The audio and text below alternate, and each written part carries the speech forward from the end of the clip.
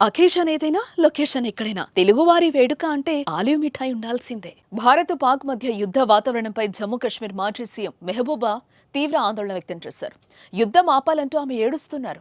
శాంతి కోసం చర్చలు జరపాలని కోరుతున్నారు. ఒక్కసారి ఆమె ఏమన్నారో ఒకసారి విందాం. आखिरकार जम्मू कश्मीर के लोग हमारे खासकर जो बॉर्डर के लोग कब तक इस मुसीबत को झेलेंगे? ये कब तक चलेगा? कब तक हमारी माओं की गोदे कब तक ये खाली हो जाएंगी? इस तरह की जो जंगी जुनून है दोनों तरफ से, अब तो ये भी हो गया कि दोनों तरफों ने कहा, हमारी तरफ से ये कहा जा रहा है कि हमने वहाँ मिलिटेंट्स के कैंप उड़ा देने थे और वो हमने उड़ा दिए, उनका पर्पस सर्व हो गया। जो बहुत ही वो कहते हैं मेजर्ड हमने एक स्ट्राइक की।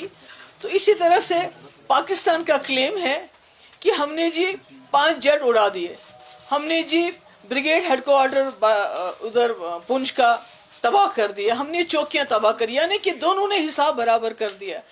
పూర్తి స్థాయి యుద్ధం చేసేందుకు పాకిస్తాన్ ముందుకు రావడం లేదని, భారతదేశం పాకిస్తాన్ మధ్య రాజీ కుదరకపోతే కశ్మీర్లో పరిస్థితి మరింత దిగజారుతుందని ఆమె చెప్తున్నారు. ఉద్రిక్తత ఇలాగే కొనసాగితే ఏ వివాదం ప్రపంచం మొత్తాన్ని ముంచెత్తుతుందని మెహబూబా ముఫ్తీ ఆందోళన వ్యక్తం చేశారు. సైనిక చర్య దేశానికి శాశ్వత పరిష్కారం కాదని, మనం ఈ సమస్యను రాజకీయాల ద్వారా పరిష్కరించుకోవాలన్నారు. ఇందులో రెండు వైపుల నుంచి ప్రజలు చనిపోతున్న విషయాన్ని రెండు దేశాలు దృష్టిలో పెట్టుకోవాలని అన్నారు.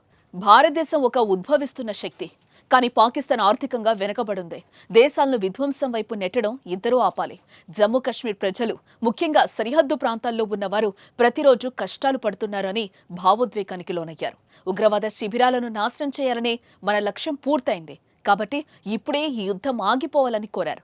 మనం పూర్తిస్థాయి యుద్ధం అంచున ఉన్నామని, ఇద్దరికీ అణ్వాయుధ శక్తులు ఉన్నాయి కాబట్టి ఇది అణుయుద్ధంగా మారితే ఏం మిగలదని తాను భయపడుతున్నట్లు తెలిపారు.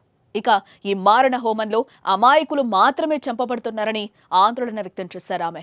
మనం బతకాలి, ఇతరులను బతకనివ్వాలి. పహల్గాం దాడి మనల్ని ఎంతగా ప్రభావితం చేసిందో తెలుసు, కానీ ఇప్పుడు ఈ దాడుల పరిస్థితిని మరింత దిగజార్చాయి. దీనికి యుద్ధం పరిష్కారం కాదని ఆమె అంటున్నారు.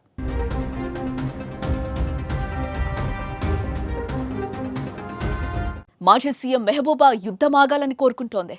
కానీ పాక్ మాత్రం భారత్ను రెచ్చగొడుతూనే ఉంది. పాక్ కవ్వింపు చర్యలతో భారత్ ఎదురుదాడి చేస్తోంది. దీంతో ఇప్పట్లో ఉద్రిక్తత పరిస్థితులు ఆగే సమయం కనిపించడం లేదు.